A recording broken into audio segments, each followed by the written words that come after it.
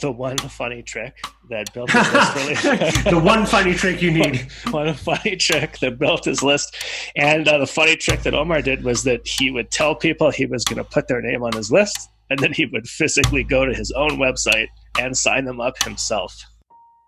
This is The Art of Commerce, long-form conversations about the creative strategies of entrepreneurs to help you run a smoother organization and build a stronger relationship with your audience. You'll hear from myself, Sean Corbett, writer and marketing consultant, my business partner, Ross Mann, tech developer and strategist, and today we're joined by commercial real estate syndicator Omar Khan to talk about list building. Hey everybody, Sean Corbett here. Hey, it's Ross. And today we're joined as well by Omar Khan from Boardwalk Wealth. Hey everyone, what's going on? Hey Omar, how you doing? Not too bad. What's up? Good. Well, we're going to chat about list building today. The slow, unsexy, steady way, as opposed to building a list overnight that will make you a millionaire, if that's even possible. Well, you can become a millionaire from a list. I mean, it depends whose list you've got. Yeah. And how much dirt you have on people. That also helps. Yeah. Ross, what about you? Do you have some experience with this as well? Hey, with a couple. Yeah, I've had a few successes and many failure stories as well. I've seen people do it in a very bad way, and a few good strategies that I've implemented in my businesses. Okay, awesome. Well, definitely want to chat with you about the failures too, because that's a good part of it to learn. But I wanted to start off with an interesting thing that Omar actually taught me when we were building our list. And I say taught with a little bit tongue in cheek, because when we first started building Omar's list for his investment company, we talked about, everything that people normally do. We have to have a compelling opt-in, and you have to build comfort, and you have to send people there, and all this kind of stuff that everybody probably knows. But Omar did one funny thing. That was the one funny trick that built his list really. The one funny trick you need. One funny trick that built his list. And the funny trick that Omar did was that he would tell people he was going to put their name on his list, and then he would physically go to his own website and sign them up himself. Now, why did you do that? Well, because people are lazy, and I didn't want to rely on people's. Laziness or goodwill to basically build my list. I knew this was a captive audience; they were interested in talking to me, or at least that's what they said, or that's what I felt. And you never know till you ask or do, right? So it was easier to ask for forgiveness than permission. Yeah. And I have to point out too that a lot of people get hung up on that, I don't want to be canned spam or in violation or this and that. That's not what he was doing. What we had is a welcome message set up. And we also had a double opt-in. So if Omar said, I'm going to add you to my email list, he added them, then they immediately got a message saying, did you want to be added to this list? So probably hundreds of people that you said that to who never actually followed up on that opt-in email. Right. They wouldn't. I could only do so much, right? I mean, I can't you can take a horse to water, right? You can't make him drink the water. Correct. But the best takeaway from that I liked is that an email list is no different than a list that you would attach to a little clipboard and bring to an event. So why treat it differently, right? People treat so precious with their email opt-ins, and if we're going to build our list, we got to get permission, then we got to send them here. Just put them on your list. Have a proper setup in place, so you still ask them for permission afterwards. But what you did is you took away that first step from them, and bizarrely, not only did people like it, not only did they sign up, but we have, because I work with a couple other investment clients as well, you have one of the most responsive lists, the best open rates, the lowest spam complaints of anyone I think I've ever seen. Yeah, but that is also complemented by the fact that, I follow up with a lot of these people, through my CRM, task manager. I make it a point that every time I talk to somebody on the phone and, or email, then I tell them, hey, then I just go to my CRM and I just select hey, follow up with this person in 2 weeks, 1 month, whatever it is, 3 months, whatever it is, right? And that's at the bare minimum, that's like a call to action of sorts for me. That just reinforces the first conversation.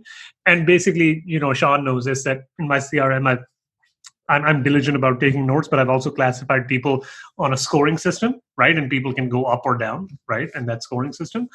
And a lot of days when I'm bored, I have a certain 1 or 2 hours in the week set aside for this, but also when I'm bored and I literally run out of things to do, which is rare now, I just go to my CRM, look at basically the people who are listed the highest or their score is the highest, and I just randomly reach out to them because, whatever. a lot of times it's you got to work for quality, but a lot of times you just also just have to put the hours in, right? So this is one way of putting the hours in after you build the list, because that reinforces that list build. Otherwise, everybody will unsubscribe over a period of time. Correct. In the list, I mean, you're treating the list as a part of your business, whereas I think a Oh lot of yeah, people think of the list as like, oh, that's just my. They do actually say this. I've been in a meetings and people will say, let's blast our audience, or let's spam our, like they literally use the word, let's spam our audience. And it's kind of like, well, you wouldn't just spam call your customers. And these people are your potential customers. So yeah, if you treat it the same, then the list stays healthier, obviously. Yeah, plus it's also like a lot of times, I invest in people's deals, or it's just like, a lot of times if somebody just, or not even deals, even in regular life, if somebody just calls you up every time they need something from you, you might still help them out, but this guy's a scam artist or he's like a used car salesman, right? But a lot of times, especially in my business, if I call up people and I really don't have anything to sell them, I was like, hey man, just wanted to check up and see, or I knew you were going to the hospital, or your, I don't know, mother, I'm just making this up, your mom was in the hospital 2 weeks from now or 3 weeks from now, I check in, just wanted to check in to see if everything's fine, blah blah blah blah blah, right? I don't really get anything out of that, right? But it just reinforces the relationship, right? Well, it's like that 80-20 rule that Sean and I, we talk about with advertising. If you're just constantly 80% of the time just blasting people with a sales message, people are going to start to get blindness from you. But if you actually legitimately engage with them in a way that they want and about what they want, they're going to be more perceptive to when you do want to sell them something. Yeah, they see you more as a friend. Yeah. Well, I don't know if I'm truly everybody's friend.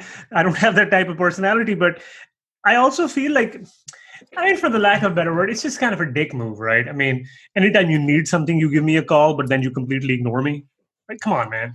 That's just, nobody's saying we've got to be friends, but don't be so transactional, right? Like you're dripping transactional is what I come from the Ben Settle school of email, as you guys know. So he sells aggressively in every email, but he also entertains and delights and titillates me in every email. So yeah, we don't have a problem selling in every email, but the emails are definitely not boring. They're definitely not purely transactional. There's always, it's always relationship, right? It's always a relationship thing.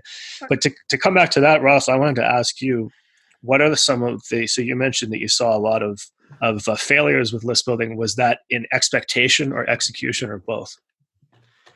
Yeah, both. And it's really comes down to, I think, why someone wants to build a list. I've consulted with a lot of firms where they feel like they need to collect information, but they have really no goal as to why they're collecting that information or what to do with that information later, or even have a purpose, right? So again, to go back to conferences, the fishbowl of cards, that's effectively like an old school, very tactile list building mechanism, but it's completely pointless because you don't know why people put cards in the fishbowl. You don't know who they are, really. You haven't struck up a conversation with them or connected with them anyway. And then what's even worse is you get this bowl of various contacts you don't really know. And I've seen companies say they're going to follow up, don't even put it in like a CRM, and completely drop the ball on any type of follow-up whatsoever.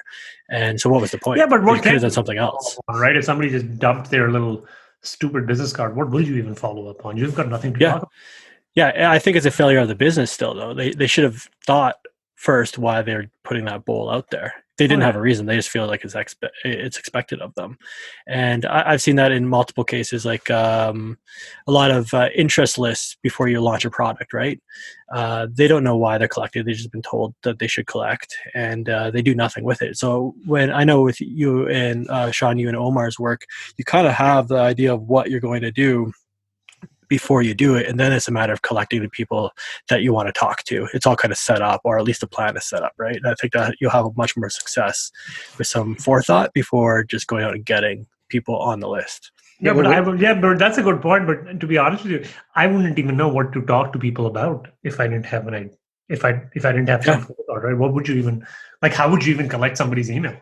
Well, worst came to worst. Let's just and take the worst case scenario. This is not what you want to set up to do, but let's say you're put in a corner.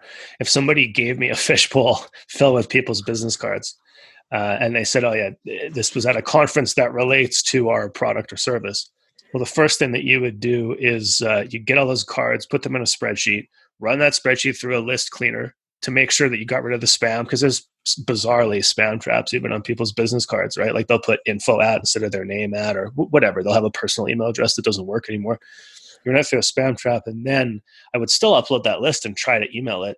But the problem is, like Ross said, you're working from behind. There's no goal there. So you'd have to send so many emails just to filter, so many messages just to filter people into a more active list. We actually had an example of this. So Ross and I had a client once that I won't say exactly what it was because I don't want to embarrass him or be negative about it, but it was a real product that took a certain amount of time to turn around. So it was like an outdoor furniture type of product, but he was selling wholesale. And so he had purchased a list from somebody that went to a golf conference. So it was like when it was first told to us, when we were first hired, we said, "Do you have a list?" And the answer was, "Yeah, I have a list of 10,000 people." So it's like, all right, our job's going to be pretty easy, right? We have a product, we have an offer, we have a list. It's just we're going to come up with a message and we'll market to it. So we didn't even think to clean the list. So the first send we did, 1 minute into the send, our mailing list account got shut down. It got marked as spam and shut down immediately. So now you got to call the client and say, well, that list obviously wasn't a very healthy list, and now we're banned from the mailing list provider. So, now we're a week behind. But we still went clean the list, mailed it to. It's the crazy thing is, I think what do we get from that, Ross? Like we still got a dozen responses who wanted to buy this fairly expensive product. Yeah, the people that responded very well. They wanted like a personal connection immediately. They're like, yeah, call me right now. Well, hell, if you go to a golf conference, it sounds like the worst conference in the world to go to. People would be interested.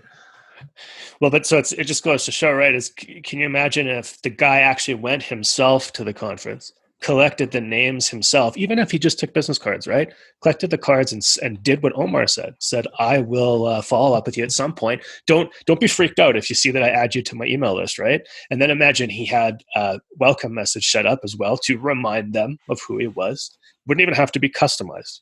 You just remind them of who he is and what you're doing. And, the rate would have been a lot better, but that would have required him to fly to the conference, put in the time, plan ahead. And everybody instead thinks, well, I'll buy a list. It's never easy. If it sounds easy and cheap, do you really think it's going to work? Nope. In fact, I did not even think that was a thing you could do because, again, what would you talk about? Yeah, well, you have to just pitch immediately. And then obviously, no, right. But then everyone's going to get mad at you, which is fine because you might still get one or two people, but it's not sustaining. Yeah, but my point is you better be selling like a product that is like $100,000 a pop, right? In which case, oh yeah, I would totally do that. But if you're selling something at $200, $300, $400, I'd be like, dude, like, come on, man. Help me. Yeah, no, that's true. Okay, so coming back to that then, Ross, give us a couple of scenarios of where you guys planned ahead. You had a couple of clients you planned ahead and you built a list nicely, organically, steadily. Yeah. So Formation Finder was a long drawn process of building a list very, very steadily. And every day we had to get at least one person on there, and every person on our list was a very personalized collection. We had a conversation digitally, on the phone, or in person. And that conversation was at least 5 minutes, maybe longer. And we told them, we're putting you on the list, so we're going to send you more information about it. And because it was kind of a startup that people were excited about, again, as we talked in the past, it's very niche. So when we find the people that want to talk about it, they're very excited. And that list was very, very valuable. So to us. So every time we launched a new feature or made a change or just wanted to inform people, we had a tremendous open rate and a tremendous click-through rate because me and my partners took the time to connect to each and every single one of them. And the list grew to about 5,000. And in short order, we had 5,000 users because every single one of them became users. And then they told friends and so on. And so it started to spread. And it was a matter of being consistent, getting them on the list, being consistent, telling them what you're going to do, and then do it. Because the worst thing you could do too, especially if you spend the time making a personal connection, is, hey, I'm going to put you on the list. And then you send them stuff you didn't say you're going to send them, or you don't send anything at all. Then they're just going to forget about you, think that you don't have a good word anymore, right? That you're a liar. So that was probably the most successful list. But it was a grind. Like our mutual client, if he would have went to that conference, he would have had a better time, but that would be a grind. It'd take a long time, a lot of effort, but the list becomes more and more valuable. On the flip side, I've acquired lists that have been very, very niche and very specific, and they were tremendous as well. You got to be smart when you're acquiring lists, right? That you got to be able to look through it and ensure that it's the right, very narrow audience, and then you can have a lot of success as well. But then again, have a plan. What's the first email? What's the second email? What's the call to action? What are you going to do when they click through? What are they going to do when they sign up? And so on and so forth. How do you keep them engaged? So do you have a list broker still, like a digital list broker that we could contact in this day and age, or is this in the past? This was about 5 or 6 years ago, and it was just before the can spam when there were lists available. But even then, it didn't phase us, because, like you said at the top of this cast, is that if you handle it right, and especially if it's B2B, you're good to go. Just people expect to get notified. It's just a matter of allowing them to tell you to go away. If you allow them to tell you to go away, and you legitimately respect that, then you're not going to have a problem. Yeah, people are very terrified, I find, especially with smaller clients there. And even people they send to. I think it's so funny. I've sent to some lists where it's actually been collected in the correct way. So they've done what you've done, Russ, which is that as a part of their cold call process, which they had to do anyway for sales, right? They were building their companies with cold calls on the telephone or follow-up calls and what have you. And as a part of that, they would add the name to their list. And occasionally even they'd tell people that they'd stay in touch if the person didn't want their service right away. And then 2-3 years down the line, because the list wasn't maintained, it wasn't emailed that often, when we'd fire it up to email again, we'd get people actually responding, writing, I'm going to report you to CamSpan and so on. And a lot of people get super skittish, right? But I like to write back, go ahead, you should do that. You should report us. And then I copy paste the rules. And then it's just so funny. People are so nervous about it. And you'll see government agencies, right? We went to this local swimming pool that's run by the city a couple months ago. And we signed up for 10 passes to go to the steam room and pool. And they got my name and address and phone number, and that's all fine, right? I had to start an account with them. And I get home and I have this email in my inbox. And was it warm or inviting? Did it bond with me? Was there a personality even in it? No, it was signed the city. So I don't even know who it's from. And the whole email was like, warning, urgent, we need your permission. Would you like to hear from us? Please give permission. It was so needy and so sad, because somebody who runs their list is just a bureaucrat who's terrified of being a can spammer, right? They weren't coming at it from the angle of I'm going to inform Sean about all the cool things at the pool, and lucky him, I'm going to tell him all these great things he wouldn't have known about. That's not how they're approaching it. They're approaching it that there's some kind of cat burglar sneaking into my house. So that's how you approach it. What? Yeah, what did I do? I didn't give them permission. I deleted it. It was terrifying and creepy. And now it's so easy to opt out. And I think culturally we understand the opt-out process. And even in Gmail, if you hit report spam and there's an opt-out system, it even warns you now, hey, would you rather just opt out? So I think as the audience matures, 15, 20 years ago, maybe people really didn't get the idea, and they're getting frustrated because people were sending the wrong messages, wrong people, and hammering them, which wouldn't have been effective and kind of dumb anyways. So as they mature, I think we could be less afraid that we're going to upset people, because all they need to do is click once and say go away, right? It's great. It's better than all sorts of mechanisms that try to block other people, like politicians. They don't even have to follow that. They can continue to send you mail or an email all they want, right? Because they're exempt from these rules. Even if you hit spam, report spam, it still gets delivered. They still ignore it. So, and I don't know why you'd want to quote unquote spam somebody. If it's truly spam to them, then you should probably stop, because you're just wasting your time. Spam's in the eye of the beholder. So if you email to someone, one person might think it's spam and the other person might think it's great, right? So you should try and narrow your list and make it as perfected as possible, which is you want the people that consider it spam to opt out immediately. So you stop bugging them and you stop wasting your time.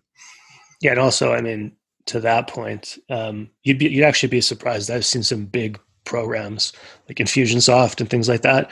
Well, if you get, I think it's 4 or 5 complaints per 1,000. It's not that many, but as soon as you get X amount of complaints, they will freak out. They will stop. So if you have automated campaigns going to existing customers, they could even freeze that.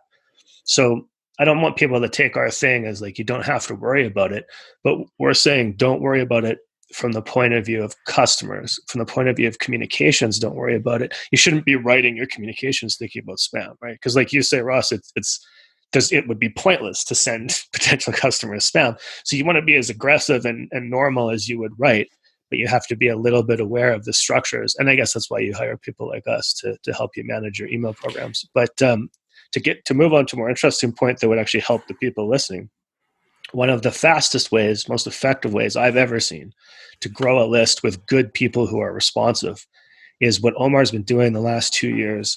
Basically, one of the two main ways he's built his business, and we just did, what was it, $1.5 million, $2 million capital No, we raise? have like 2.5 million plus capital raise. Yeah, off the list. Just off the list, plus like a couple of million before that. And how did you do it? Omar, what's your secret? It's podcast, right? Well, it's podcasting. It's the fact that you're nurturing the list. And the other deal also is at the end of the day, I was hearing you guys, and I think one of the things I was doing, or I guess a lot of other people are doing, is that we have a niche product. Because what I can't understand is, if somebody has a very generalized sort of product, like, I don't know, like a Walmart or a convenience store, like what do you do there? And number two, if you're so damn scared of everybody else, like how will you stand out? Right? Because you've got to stand out, number one, for people to even notice you exist, right? But for the right reason. And then you gotta be saying something very specific, because it's very like, it's very generalized. You're not going to go anywhere. Right. And that's what hooked for you on podcasts, right? So you would get booked, Omar would get booked on existing industry podcasts that, like you say, we're kind of niche down a bit. But then I've seen behind the scenes. So I've seen his Google Docs when he prepares to go on a podcast. You treat it like a special speaking engagement. You take this very seriously. You plan, you prepare, you test it out, and then you go on there and you deliver as much possible. And we're not saying like deliver value with air quotes, but you actually prepare something that someone could listen to on that podcast that's immensely valuable and informative and unique to you. Would you say that's true? Oh, yeah. But my big takeaway, that the big unique part, was every time some guy asked me, what's your big why? John knows the answer. It's like, money, man. I want all your money. That's my big why. Give me all your money. Yeah, well, every podcast, except for this one, obviously, every podcast asked you to tell your story when you come on. So we were brainstorming one day, and he wasn't even brainstorming. I was just pissed off. We were just complaining. Yeah. And I said, how old are you? Omar goes, was it you who said, you're like, well, I've never actually eaten out of a dumpster, so I don't have a rags to riches story. Like, I just went riches to more riches. I said, go say that. You should say that. Yeah, and I did. I was like, man, what do you want me to do? Like, apologize for something that didn't happen? I'm grateful that I didn't eat out of a dumpster, but do I have to apologize for it? Fuck no. Hell no. I'm very grateful for it. I could have been in that situation. I'm not, but I'm not going to have a guilt trip about it. Yeah. Right? So the takeaway from that obviously is get booked on podcasts that relate to your industry, have something interesting to say, and be prepared that, you're going to probably hear the same questions over and over again. So instead of being pissed off about it, come up with something that puts a smile on your face when you actually say it. Yeah, and it should be real. You can't just be faking it, obviously, right? Number one. You probably could, but yeah, we don't. You could be, but that shit isn't going to last too long. But the other deal also is you also have to learn how to push a few buttons with people, because like you were talking about how everybody's so scared about this and that. It's kind of the same thing across the board, even on these podcasts. Everybody expects you to have like this really sanitized version, right? Or this really like sobby story about like how I was a homeless person. I walked across the desert, like, I don't know, like Moses, for 40 days from Arizona to Texas, and then I found how to be rich. You don't got to do any of that stuff, right? But you have to be memorable. You kind of have to play it by ear. But again, you can't be too scared. A lot of people, like I see people running $100,000 a year business, and they're mortified of their reputation. Like Coca-Cola would be mortified of their reputation. I was like, dude, you got nothing to lose. Yeah, you lose something that you don't have. Well, and to that end, have you ever, because I know lots of stuff that you were on, they're very accommodating about allowing you to pitch at the end. Yeah. Have you ever run into a scenario where someone actually said you're not allowed to pitch? Yeah, well, I'm not going to really, talk to them for too long, because I don't really like their face. That's why I'm not on the podcast, because I like their face. I'm on the podcast because, I provide their listeners value. I make sure they've got great content where I'm not a used car salesman. So a lot of times we don't, like, as an example, I was on one of these real estate podcasts, but these were the bunch of guys I know. And we basically started talking about, the owner of that company was an ex-baseball player. I think he went pretty high. He didn't go to major leagues, but kind of like college or minor leagues, which is still a pretty high level, actually, if you think about it, right? And he was talking like how he regretted the fact that he didn't necessarily go to college.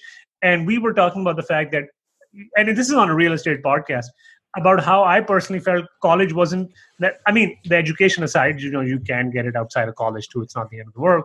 But I thought what really helped me in college was the fact that I socialized, I met a lot of people, and I was at a stage in life where I could make mistakes, but not actually be called out on that, right? It's not the end of my career, right? Mm-hmm. And I felt, that was what I really took from college. And him and I just had a conversation for 20 minutes on that podcast about it. So you kind of have to go with the flow, not be too scared, but you always have to kind of stand out, is what I'm trying to say. Because how many people are you going to hear on a real estate podcast talking about, hey, yeah, I went to college to have drinks and party, right?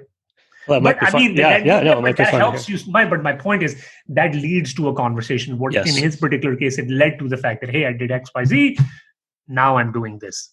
What was my little paths I'm getting to this? And I was like, I did it some other way, right? So you've got to be interesting. You can't be boring, because being boring is the kiss of death, basically. And to finish the podcast point, one of the things we've learned from doing it for these last couple of years and building a list really effectively from it is, I would advise people to never go on a podcast that won't allow them to pitch at the end, because the way that we view the podcasts, and this sounds very cold, but it's, you have to have a purpose in everything you do. We go on the podcast to provide entertainment and information to your audience in exchange for you exposing your audience to us and getting them on our list. So a lot of times, and Omar was doing this at the start and we quickly ended it, but I have some other clients that when they get on a podcast, they spend the rest of their week promoting that podcast to their audience, to their own audience. And I don't understand that. You're sending your audience to someone else. Don't do that, right? Yeah. You went on their show. They should be promoting you. So of course you can upload the podcast to your own platforms, but don't send them. And again, this sounds cold and mean or whatever, but look, you got to build your list. You provided already the value for that podcast host. Now it's time for you to reap the rewards from it. Yeah, by the way, there's nothing wrong with this, that you are the one who's providing value first, right? That's right. That's what I was going to say. You never forget that you are providing content that they need during that time. A lot of producers, newspapers, whatever, podcasts, they need someone to provide content. You are doing them a service, and the payment for that service is to promote, right? So don't feel bad or don't feel silly, and don't feel like you need to send them new subscribers and new business, because you have already done your share, which is to provide content. Beautiful. Ross, have you ever done a joint venture or a list swap? In the political world, yeah, absolutely. So what happened? Explain that. Yeah. Yeah.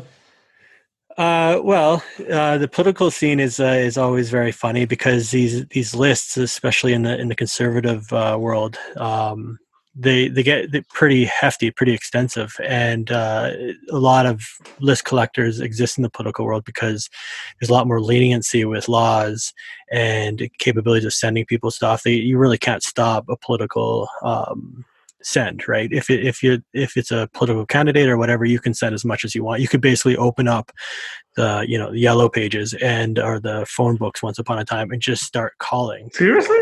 Yeah. Wow. We've done it. We grabbed the phone book and phoned every single person in a city once and told them the message. Like physically, or did you have a recording? We had it was a bot. Yeah, of course. This is before the bot. Just before the bots really got hated. We probably helped with that feeling. But it was all perfectly quote unquote legitimate. And is it moral or right? Is it effective? I don't know. But in that was it effective? Was it effective? Yeah, it was in the sense of what are you trying to get? Like in a lot of these cases, you're trying to rile up a base and then get them to give you money, like anything else. So you don't in a city fashion, you don't know where these people are. So, but if you can call them all in their house, then you get, say, out of 100,000 people, you get 1,000 people to send you a check. That's actually quite effective and really good. That's surprising. I always keep hearing about this around election times in Canada and the US. How each candidate has a list, and is this all old people who do this? Because my God, man, I've always been astounded. Anytime somebody calls me and asks me for money, I don't even listen to that. I just hang up on them. You don't ask for money the first hit, right? So it's Dude, a I don't push care if they pull. ask for money like for the eighth on the eighth call. I don't give it. I was like, dude, like, what are you gonna do for me? I jumped on like last U.S. election. I jumped on some of the lists during the primaries just to see how they were managing it because, and again, I'm not giving any support to any political side of any list. I was just doing it for learning, but I had heard that during the first or second Obama campaign, he had a good team running his list. So I had sort of thought, well, I should follow this time just to see who's doing what, and they would come at you with. They wouldn't just have their candidate. So the candidate would have a team, right? The candidates like for in Trump's case, at one point he had Rudy Giuliani on his side, and he had obviously his daughter, and he had all these satellite miniature celebrities, and the emails wouldn't just come from him; they'd come from these other celebrities. So all of a sudden, you get From an the email same source, though. for the exact same list. Yeah, but it'd be like, oh, hey, it's Rudy Giuliani today, and I just wanted to tell you how important it is for blah blah blah thing because the other side's doing this blah blah blah bad thing. In other words, we need your help. Here, click here to donate. So it was really effective and interesting to see how they ran that, and also the guys running their social media like Facebook and that were really good as well. So what did you really learn? Because I've always been fascinated, regardless of which side of the political spectrum you're on, left or right. I've always been like, man, like, I mean, a lot of people piss me off, but there's no way I'm going to pay some other guy who I also don't know just to spite somebody else I hate on TV and I don't have any personal relationship with. Well, that's where we can go back to what Ross was saying and let him finish the story. Is basically like people out there have collected these lists that they know are worth X amount of dollars every election because there's a certain percentage of your list that will respond, right? So you guys must have contacted someone who, when you were running and you were active in that, Ross, there must have been a couple of people who had already compiled lists from the past that were semi-active. Mm-hmm. Yeah, and you're doing them a favor. So the deal typically is you have fundraisers, right? And the fundraisers will take a percentage of all the funds that are raised. And the other aspect is that these lists might be a little bit dusty. So you're getting this combination of all these lists from all these organizations, magazines, newspapers, whatever, previous campaigns, political parties, and the idea is to get the message out, sure. So, and you reuse lists over and over and over again, but you're actually revalidating that list.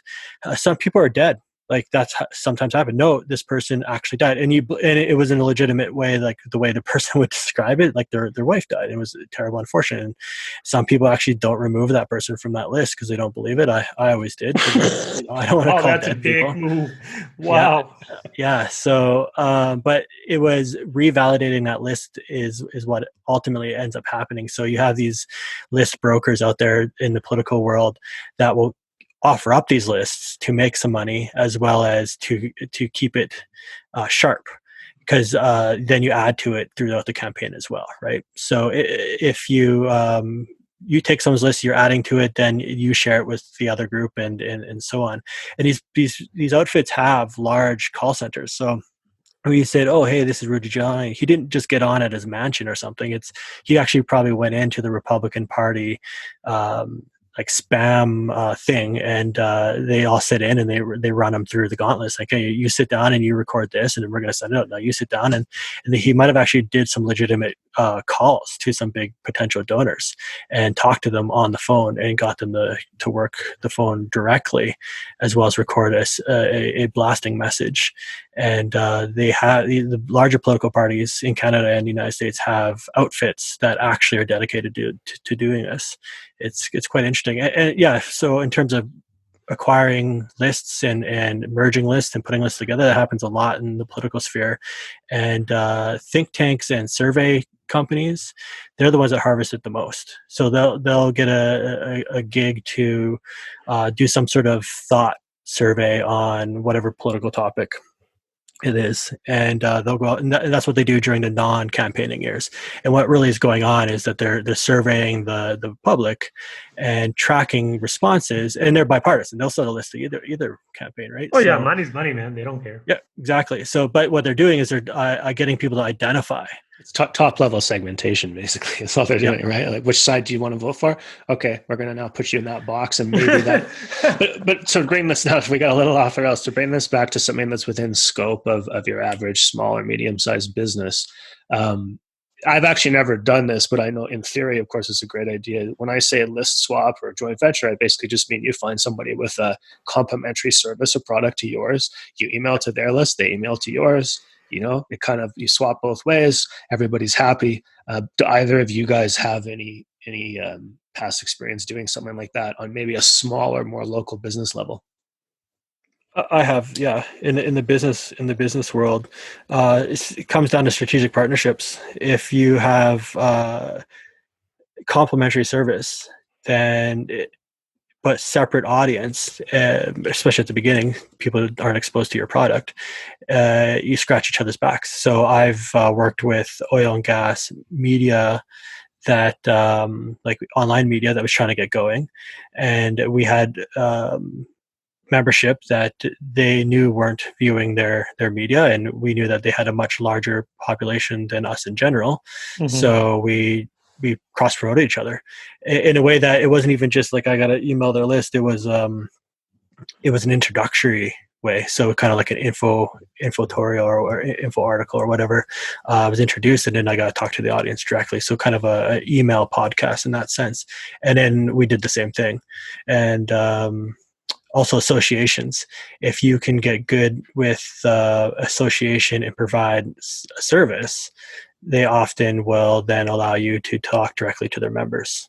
So how did you approach that initial company? Did you meet them in person? Did you actually just cold call them and say, hey, look, we have a mutual audience or complementary services? Like, how did you actually get the ball rolling on that? Well, I'm similar to Omar, although Omar, I think, does everything I do way more effectively and way a larger, grander scale. But I haven't done the list swap thing, by the way, just to let you know. Sean and I have been talking about it, maybe with like some CPA or wealth management firm.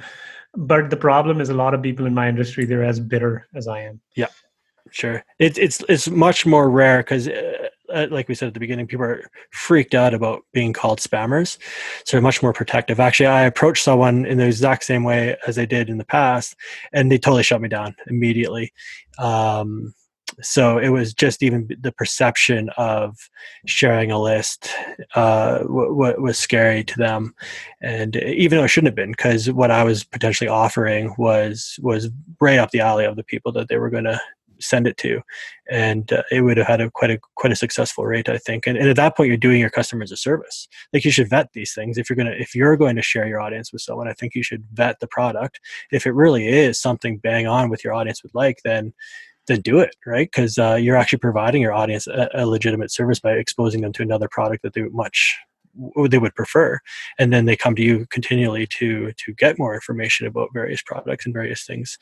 So the way I approach it, I have a CRM. Everyone I've ever spoken to is in that CRM. Yeah, so it's through my building of the list where I rank people. And Omar could confirm, actually, when you're trying to build one list, you find people that don't quite fit that list, but they fit for something else. And sometimes they become friends or whatever.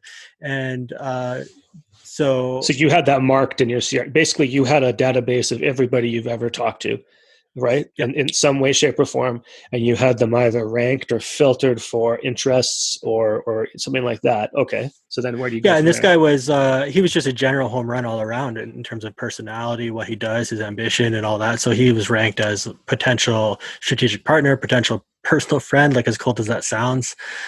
He was in a system as flagged as friend. Yeah, no, that's how. Yeah, exactly. Keep track of everything. Okay. Yeah, and so he got repeat coffees, and then once we got really tight with a relationship, we said, yeah, okay, let's do a joint marketing, because we have very complementary audiences that may have not actually been exposed to each other. So could you go into detail about that at all, or is that something you don't want to? Well, I don't want to name names, but they were trying to get as much exposure as possible, because they were more broad, but still in the same industry type, oil and gas. And we were more specific, but definitely he had the information on his audience that we knew that a segment of our audience was in his audience. And so we just basically compared Excel spreadsheets of who was there and who we actually were missing. So we were filled in each other's missing lines and said, okay, let's email these people. because they were members of mine, and the people I wanted to talk to were members of his. Did he do it? Did he do an introduction for you? Like, did he email his people on his list that weren't on yours saying, "Hey, I want you to meet this guy Ross. It's really important because da da da da." And you did the same. Exactly. Okay, that's exactly it. And that was kind of the requirement of Quid Pro Pro. So like we would do that in that way, and just like and he was a political guy in the past too, so we understood how the political campaigns worked. So the bigger potential subscribers got personal calls. So he actually picked up the phone and called them and said, "Hey, I got Ross here. Can you give him 5 minutes of your time?" And we did a call, and I did the same thing, and it directly led to sales, money sales as well, not just more people on your list, but direct sales. And it was a slow process. You had to find them, but once you find a person that you can trust and is truly complimentary, and they're not afraid, like we said, a lot of people are afraid, but he was not afraid to contact his audience if he felt it was a good fit, and neither was I. Then we opened the books and say, okay, let's compare, let's see who's missing, and let's update each other's lists. Very interesting. Okay. Yeah, I think that's something that everybody should look into, especially if, I don't know if, like with us, I've started to notice most of my friends, family members, people I hang out with tend to either own or operate their own business, or they have at least a side business that they own or operate, even if they have a regular job. So I'd imagine if someone's listening to this, I'd imagine at least some of your friends also own their own business. Somebody must do something complimentary along the way. But maybe you guys have some strategies. If you don't know any complimentary services, if you don't know any other business owners, do you guys have any strategies to reach out and connect with them besides like the podcast stuff that we already talked about? Yeah, but I mean, look, I affectionately call myself a thought leader, right? So you can do that stuff, right? But again, look, to be honest with you, I think a lot of this stuff works again to the earliest point that Ross, and I think maybe it was Ross or you made, that you really have to plan and kind of have foresight about what you're trying to do. Because as an example, look, if you're trying to sell widgets that, I don't know, name me a product, Sean, name me one of the products that you have for one of your clients. For one of my clients? That's not supremely generalized, but I deal more with services, but I got a lampshade in front of me. So let's say you're selling lampshades. Yeah, but lampshades, now you kind of have to describe what kind of lampshade is it? Is it more of like a masculine sort of style? Is it a feminine style? Then, for instance, what type of clientele would be interested in that sort of lampshade, right? I mean, what I would look at versus what my wife would look at potentially are two different things. So if it's something what I would look at, then you kind of have to double down on the whole man thing and all of that kind of stuff. Now, when you go down that path, I don't know how many guys are buying like lampshades that are manly, right? But once you keep going down that path, you kind of identify who your avatar is, right? Or your ideal client is, and what are some of the things they do. And then it's a process of trial and error. But if you don't know who your avatar is, nothing else really matters because you're just swimming upstream for no reason. I mean, you're going out of your way to make your life more miserable is what I'm trying to say. Yeah. So what Omar is basically saying is that once you know what kind of customer you want to reach, you can easily go, well, okay, maybe not easily, but you can go online and you can see who else is maybe reaching that same customer. And then of course you can see if there's any joint venture or Ross, what do you like to call it again? Strategic partnership. Yeah, you can see if there's any that word. Yeah, any strategic partnership opportunities with somebody else existing. But that's and again, I think what I'm trying to get across here is what you two guys have had a lot of success in, and I've only really helped in the online part. But you guys have a lot of successes that you don't put a barrier and say, well, there's online, there's offline, there's that. You just think, who is out there? How can I meet them? So sometimes if you do what Omar just said, come up with an avatar and you just look online, you're not going to really find the best possible strategic partners. You might have to order a bunch of trade journals. You might have to go to a conference. You might have to do fill in the blanks, guys. Look, you can go to, so you have to, first of all, number one, you have to talk to every single person on the planet when you're starting out. I don't care if you're that annoying person or you think you're annoying or you think people will hate you. That's okay. I mean, they don't pay your bills, right? So when they start paying your bills, then you can follow what they're saying. Now, be annoying, but don't be overbearing. There's like a fine line over there. But literally, you have to find a way to slip this into conversation in a subtle and nice way, not in a dickish way, pretty much into every single conversation. I don't care what you do. I don't care what you think. Your feelings do not matter. You have to bring this into every single conversation. So you may or may not get, say, somebody as a client or investor, but now they know you exist and you're doing something, right? And they can tell somebody else. I mean, I've got lots of people who have introduced me to somebody, or like a friend of a friend of a friend of a friend, right? Or they were at a party and they knew what I was doing, and somebody mentioned, oh, I'm interested in doing this. And they're like, oh, I know this guy, because everybody loves knowing this guy, Yes. right? Everybody wants to have this guy.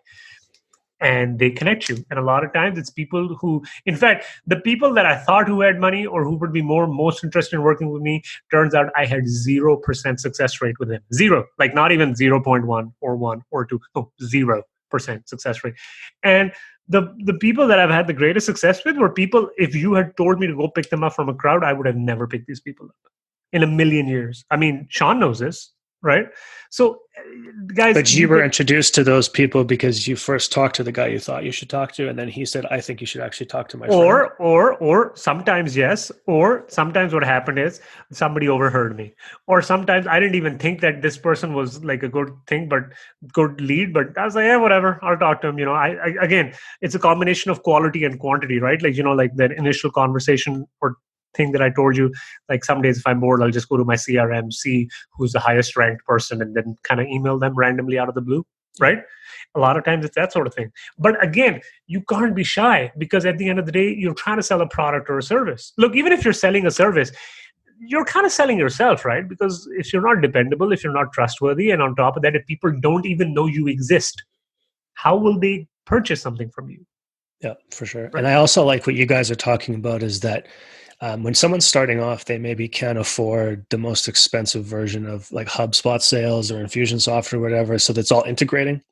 But what Ross and Omar are always talking about is, even if you say CRM, like you could just keep it in Evernote like I do, or in a spreadsheet if you want. HubSpot, but free CRM, man. They have a free version for sure. But some people even getting started, they might have 0 contacts or 5 contacts. But I like how you guys always, you don't say it this way, but you always segment even your CRM as if it were an email list, right? Like Ross said, he puts friend, potential business partner. I know Omar has investor, like a good investor, a bad investor. Have they given money? Not. There's so many levels of filters that you guys are keeping track of. And theoretically, it doesn't have to be this complicated, because Omar and I keep it very simple. We have a prospect list and an investors list, right? So once you've given us money, you go on the investors list. If you haven't given us money yet, you go on the prospect list. But that doesn't mean you can't segment it in your CRM or in your mind. Eventually, you're going to get to a point where you're going to have specific opportunities for specific people on your list. Instead of having to reach out to them one by one, now you have a segment in place. But you'll see that yourself, though. But when you start doing something and you start going down a rabbit hole, you'll start seeing it yourself. You'll start off with maybe, say, like the base level of segmentation, yay or nay, right? Yay is, yeah, this person's not going to come to my house and kill me, and no is no. Right, this person is probably going to kill me, right? And then, as you keep going down this little path, right, you talk to more people, you get a better idea. You pick up cues on their body language, what words people use to accept you or reject you or to show skepticism, right? And then that filtration process keeps expanding, right? But it's not as laborious as you think it is. I think the biggest thing people are hesitant or weirded out or whatever, the biggest thing that's stopping them is just getting started. And I mean, I think at an early age, I learned this the hard way, in the sense that, I think I've told Sean this, that one day my mom took us, one summer, like everybody else's parents, they took us to like swim. And for like a whole month, I was like a little bitch, and I'd only stayed on the shallow end and I wouldn't do anything. And my mom increasingly became frustrated with me. She's like, dude, like every single day I come out for 2 hours. I hang out with you guys. Everybody's trying to learn to swim. You're not even trying. What's going on? And I would do my little, you hold onto the side of the pool and you kick your legs to show you're doing some work. And then one day, without me knowing, I mean, obviously she'd seen I'd done some work, right? She literally told the instructor, and I guess you could do it back in the day, you cannot do this now. She told the instructor, and he just, I don't know, called me over, he picked me up and threw me in the deep end of the pool. I'm not even joking with you. And I still remember this. I think there was one kid, and I just hung on to that kid for the first like 2 seconds, because I was just shocked. And he's like, dude, we're both thinking. We're both going to die. And then I think he kind of kicked me away. And then, your your internal response system kicks in. And I kind of survived. And that's how I learned swimming. Right? So you just have to throw yourself into the deep end of the pool. I'm desensitized to it now, but did you guys feel that level of anxiety when you first collected names and emailed a list? Nope. I have no shame, my friend. Neither did I. I really thought that, especially with Formation Finder, it was really what people wanted when I was talking to them. So I had no problem showing it to them. And because there was a free aspect to it, there was a less problematic with being salesy, like used car salesy. But I agree with Omar, and I kind of object to the idea of something you said earlier, Sean, whereas if someone doesn't have a strategic partnership they can go to, like that just will formulate over time. So if you get out there and you start talking to people, everyone you can, anyone that's going to listen to you, and start building relationships and taking people for coffees, emailing them, texting them, talking, going on podcasts, whatever, eventually as you turn over all these little rocks, you'll find gems. You turn over every rock, you'll find one that, this is a real good one. This one can accelerate what I'm doing.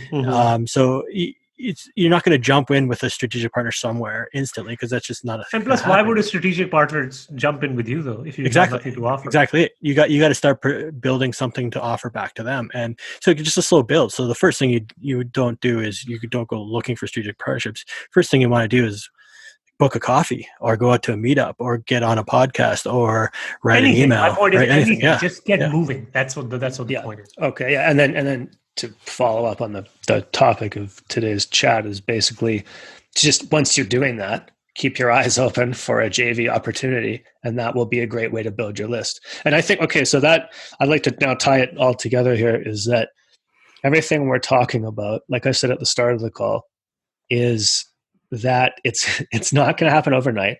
It's not going to be super fast. And it's not like a magic thing that's just relegated to online and emails, right? So basically, especially if you take Omar's business with Boardwalk, what we saw is that it went from like right away, as soon as you say you're going to start a business, well, you add all your friends and family and everybody to your list, right? So maybe your existing network. So you might go from 0 to 100 right away, right? And then we looked at it. If you looked over time, there was steady growth. But if you looked on a week-to-week basis, it was like 0, then 10, then 1, then 20, then nothing and then, for 2 then weeks. 1 or 2 months of negative because people. Yeah, 1 or 2 months of just people leaving the list. But then Omar would go on a podcast, and we'd see 20 sign up in one day, and then the next day 9 would sign up, and then the next day 4 would sign up, and we could tell they're all from that same podcast. So. Yeah, the point is to just do, as always, do your business ordinarily, take care of business, meet people, network, and then be aware of these opportunities as they come up, instead of having anxiety that your list isn't growing by 10 people per day, right? Because I've seen successful lists go 0, 0, 0, 0, 0, 0, 0, 20, 0, 0, 0, 0, 0, 10. But those 10 or 20 that sign up for a reason, and they become buyers. Yeah, I think you're right. You got to get out. Sean knows this, by the way. Sean knows this because I keep asking, hey, should we do this? Should we do this? Should we do this? Why is that not happening? Why is that not happening? And Sean keeps telling me the exact same thing over and over and over again. Yeah, you got to get out of your head. You got to manage expectations. You're not going to have a million list that everyone wants to be your fanboy or whatever instantly. It just builds and builds and builds and shrinks and builds and shrinks. And just understand that. Don't have the anxiety. Get out of your own head and just keep grinding at it until it gets to a list that performs for you. People give up so fast too in some cases. Yeah, I mean that's I'm working with a startup right now that I'm a partner in, and if our list was double, the same amount of work that I do every month would build my equity way faster, obviously, right?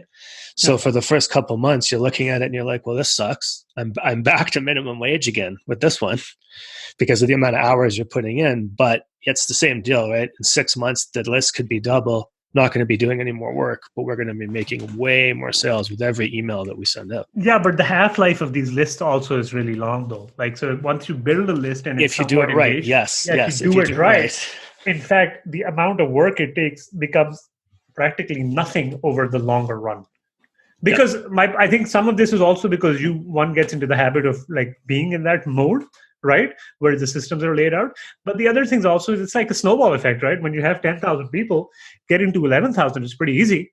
But when you got 100 people, getting to 11,000 is pretty damn hard. Getting to 200 is very hard. Yeah. Yeah. So, right. So that sort of stuff. I almost forgot that before I wrap up is one of the other epiphanies we had last year. And it's the most obvious thing on earth. But I think I even called Ross up and told him, well, I figured out the best list building method ever. Like, what is it? You make offer. You just do deals, make offers. Like literally the more you sell in your business, in social media, online through your list, the more people will sign up. So you might pitch let's say you pitch your list every time you email, which I think you should on something. You're always going to have the invariable 2, 3, 4 guys that tell you to fuck off, or they click the spam button, or they unsubscribe, right? But that's good though. That is good. I always think that's good. Yeah. But the funny thing is that you'll also have 4 or 5 people that, although they don't want to buy, you just reminded them that they know someone else who might be interested in this, and they literally just share the offer with someone else, and your list grows. So I wrote this down. I remember we were just laughing about it. Doing deals builds the list. Like, you want to build your list, ask people to buy more often. It's crazy. It sounds weird and counterproductive and super simple, but it's true. And you make more money. Don't forget about that. That's always fun. Okay, so to end it off, if I have just a quick, super quick tip, nothing super high level, but and then if you guys have any, I'll ask you as well. So my tip is basically what I see a lot of people doing that's messed up is they'll go in a YouTube video and they'll tell people to subscribe to or follow them on Twitter, or they'll go on Instagram and they'll tell people to subscribe to my podcast on iTunes. And, you'll see on YouTube videos also, the description has 40 different links to every one of their social medias. For the sake of this talk, for the sake of building your list, I think that you should think of every other media, every other platform as a slide into your list. So if you've got a captive audience on one particular platform, let's take YouTube. Yes, you could ask them to subscribe. Yes, on YouTube, you want people to watch more than one video, right? So there's some common sense things. But if the point is to build your list, throw all these other asks away. Every video should end by telling someone what they get when they go to sign up to your list, and then tell them to go sign up to your list. If you're on Instagram, post your pretty picture and then tell them to sign up to your list. Don't send them from platform to platform. Those platforms don't belong to you. Send them to your list. So that's my little tip, if you guys have any. No, that's the biggest one. And again, focusing on 1 or 2 areas. Again, this is something Sean and I talk about all the time. As in, I bitch about why we're not on more, and Sean smarts me down, but he's right. You got to focus on 1 or 2 areas. You don't expect to be on every single social media platform 24/7 a day. It's better to be, dig a deep hole. It's better to be a mile deep and an inch wide, as opposed to, a mile wide and an inch deep. You just get better engagement. So starting off, it sounds harder, but once you do that, you can just quickly dominate one area, and it's better to dominate one area than to be kind of in 15 areas. And I couldn't agree more with both of you guys. And to add to that, it's who cares about what you personally like for a medium? It's where your audience is going to be. So if you love Instagram, but your clients are never going to be on Instagram, don't go so deep with Instagram. Don't even do an Instagram. Get over yourself. You like Instagram, but other people that you're selling to don't. I've done many, many consulting gigs where they want to do every single one, but they also all really harp on doing, say, an Instagram or something specific, and you eventually find out it's because they personally love it and they think everyone's like them, but their audience definitely isn't. So yeah, be a mile deep on the one that counts, not a mile deep on the one that you may like and no one cares about in regards to your audience. And you have to go where the money is, right? Why do your personal feelings even matter? Yep. Exactly. It shouldn't. Yeah. And then, of course, to not swing too much in the opposite direction, obviously, if let's say that Instagram is where your audience hangs out, if every single post that you do is just join my list, join my list, join my list, well, you're not really offering a compelling reason to join your list, right? So if you have cool pictures or whatever the case may be, and 4 more cool pictures that didn't get posted, join my list, or to know about how I take the pictures, or to learn how I meet the models, join whatever it is. But there's obviously got to be a compelling reason for them to join your list, but then send them to your list. Don't send them anywhere else. Send them to your list. And yes, people will be upset with that. Yes, some people will complain. No, not everyone will sign up. But like we said, it's slow, it's steady, and it works over time. Yep. Very cool. Well, Omar, if people want to find more about you, where should they go? Well, they should come to our website, boardwalkwealth.com. Hopefully they know their name. So you put it right on the front page. You put your name, you put your email, and how you found out about us. And then we'll reach out to you, and you can really learn from us how to build the list, because you will then start seeing what we're doing. That's right. You can just reverse engineer what we're writing on our list for your own business. So even if you're not into investing at all, even if you don't want to make a whole bunch of money with passive investments, you can actually literally just watch what we're doing and figure out how to start building a list. That's interesting. Yep. Very cool. Thank you, guys. Have a good one. Bye. See ya. That's just a fraction of what we have to share with you. The Art of Commerce is a production by actionresult.com. At Action Result, we preserve, cultivate, and celebrate high culture, of which commerce is an integral part. We believe a robust civil society depends on your active participation, and also by appreciating the good things in life. One way you can do that is by joining our mailing list when you visit action-result.com/AOC and fill in the form on that page. From there, I'll send you lots of interesting, thoughtful content on art, wine, travel, and of course, business. This is Sean Corbett, and thanks for listening to The Art of Commerce.